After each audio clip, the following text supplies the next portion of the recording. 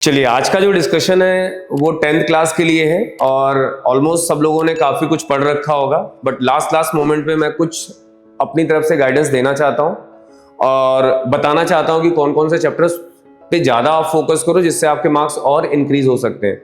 I hope कि आपके सारे प्री बोर्ड्स हो गए होंगे और अब आप घर पे बैठ के आप पढ़ाई कर रहे होगे। ठीक है, तो अब यहाँ पे थोड़ा सा हम गाइडेंस की बात अगर हम करें तो मैंने यहाँ पे एक वेटेज लिख रखा है और इस वेटेज में मैं सबसे पहले 2 चैप्टर का ही फोकस कर रहा हूं जिसका वेटेज स्टैटिस्टिक फर्स्ट डे से लेके लास्ट डे तक मैंने ये बोला है स्टैटिस्टिक और प्रोबेबिलिटी ये दोनों के दोनों ही चैप्टर बड़े ही इंपॉर्टेंट हैं। जो बच्चा फेल होने की कगार पे या जिसके मार्क्स बहुत कंटिन्यूअस कम आते जा रहे तो पहले आप इन 2 चैप्टर्स के बारे में फोकस करिए। ऑप्शन के साथ ये 16 और ये 14 मार्क का वेटेज है। अगर हम देखें तो हमारा पेपर जो होता है वो टोटल 80 मार्क का होता है, जिसमें से ये 2 चैप्टर ही आपको राउंड फिगर 30 मार्क दे देते हैं। तो आपको ध्यान देना है कि स्टैटिस्टिक में आपको क्या करना है। सबसे पहले आपको मोड करना है। मोड सबसे इजीएस्ट टॉपिक होता है जिसमें फॉर्मूला रखना और पुट करना है।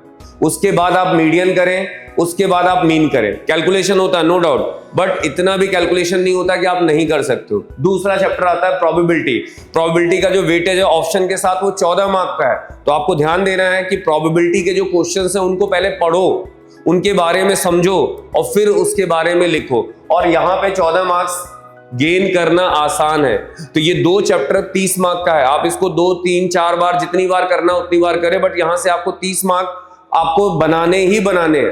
ओके, अब आते हैं दूसरा, ट्रायंगल्स। हमें कुछ नहीं पढ़ना है, हमें सब नहीं पढ़ना, हम पूरा चैप्टर स्किप करने वाले हैं। सिर्फ एक चीज पढ़ेंगे, बीपीटी आना है। किसके अंदर आएगा पता है? सेक्शन डी के अंदर आना ही आना है, फिक्स है। तो आपको बीपीटी कैसे, statement, given, to prove, diagram हमेशा पेंसिल से ही बनाना है। ठीक है, उसके बाद 4 मार्क का। उसके बाद पॉलिनोमियल, जो हमारे 10th स्टार्ट होने से पहले, मतलब 10th स्टार्ट के साथ साथ ही हमने पॉलिनोमियल के बारे में पढ़ा है।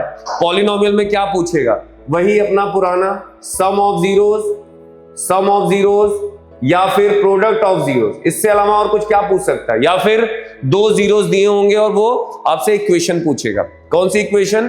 Polynomial equation. तो ये चैप्टर आप स्किप नहीं कर सकते हो। वेटेज, ओवरऑल जो वेटेज है उसका 6 मार्क का है। फिर आते हैं ट्रायंगल्स में।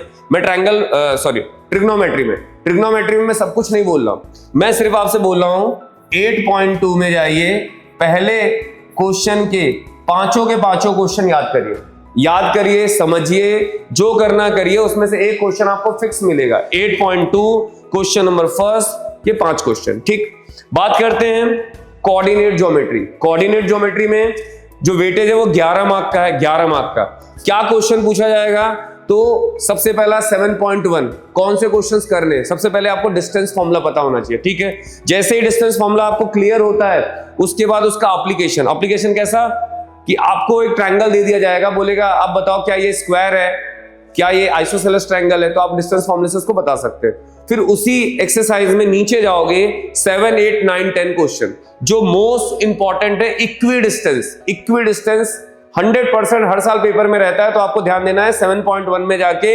इक्विडिस्टेंस के क्वेश्चंस आपको करने हैं। ठीक है, फिर हम जाएंगे 7.2 में। 7.2 के अंदर सेक्शन फॉर्मूला डेफिनेटली आपको पता होना चाहिए। सेक्शन फॉर्मूले के जस्ट बाद आपको मिड पॉइंट करना। मिड पॉइंट का क्वेश्चन हर साल, ये पैरेललोग्राम वाला क्वेश्चन आप जानते ही हो कि हर साल आता है। 3 कोऑर्डिनेट दिए जाएंगे, चौथा पूछेगा।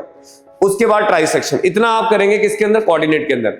ये कुछ वेटेज मैंने लिखे हैं, आप चाहो तो एपी को इसमें एड ऑन और कर सकते हो। उसका भी राउंड फिगर ऐसा ही कुछ वेटेज है आपका। एपी चैप्टर नंबर 5, इसका नाम क्या है? Chapter number 5। इसका वेटेज राउंड फिगर 8 से 10 मार्क के बीच में आता है। तो ये कुछ चैप्टर्स हैं जिनके बारे में आप डिस्कस कर सकते हो। मैं तो ये कहूंगा अगर आपके मार्क्स कंटिन्यूअस कम आ रहा है तो आप इन चैप्टर पर फोकस करिए।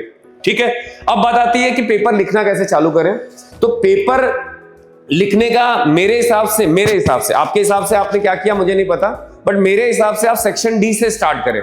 सेक्शन डी से पहले स्टार्ट करें, जिससे आपको ये कॉन्फिडेंस आ जाए कि यार मेरे 5 क्वेश्चन सही हो गए या 4 क्वेश्चन सही हो गए या 3 क्वेश्चन, तो कॉन्फिडेंस डेवलप हो जाएगा। अगर उसके बाद आप फिर जाएं सी में, उसके बाद जाएं बी में, फिर ए में जाएं, क्योंकि अगर ए क्वेश्चन से आपने स्टार्ट किया और गलती से आप उसको सॉल्व करने के चक्कर में पड़े तो हो सकता है आपका टाइम मैनेज ना हो।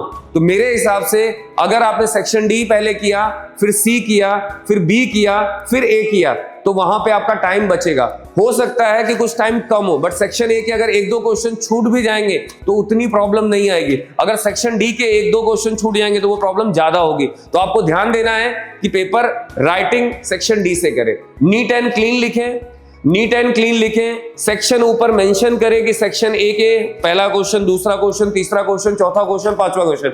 वैसे ही सेक्शन बी को मेंशन करें, बीच में हेडलाइन दें कि ये सेक्शन बी का मैं ये क्वेश्चन कर रहा हूं। सेक्शन सी में उसको अंडरलाइन ऊपर करें, फिर सेक्शन डी में जाएं।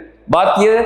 अब अगर सेक्शन ए में लिख रहा हूं तो मैं ये कहूंगा कि अब ऑप्शन क्रिएट करके लिखो, मतलब सेक्शन ए में जाए, पहला ऑप्शन सही है तो ए लिख दे, फिर बी लिख दे, सी लिख दे। तो ऐसे पेपर को आप करेंगे तो आपको 100% आपको सक्सेस मिलेगी पेपर में। बट ये ध्यान रखिएगा, ये चैप्टर्स कुछ मैंने लिए हैं, चैप्टर बहुत सारे हैं, बट आप जिसमें कंफर्ट हो उन्हीं चैप्टर को चूज करो। और जो पढ़ने वाले बच्चे हैं, जो टॉपर्स हैं, वो तो सारे चैप्टर्स को करना ही करना है आपको, तो उसमें कोई दिक्कत नहीं है। बट वो ये जो टिप्स है उन बच्चों के लिए जो मैथ्स में स्ट्रगल कर रहे हैं। तो आई होप कि ये चीज आप समझे होगे कि किसके अंदर कौन सा टॉपिक आपको करना है, क्या नहीं करना है। तो उस हिसाब से आप कंटिन्यू अपनी प्रैक्टिस जारी रखें। Okay, thank you so much, all the best for exam.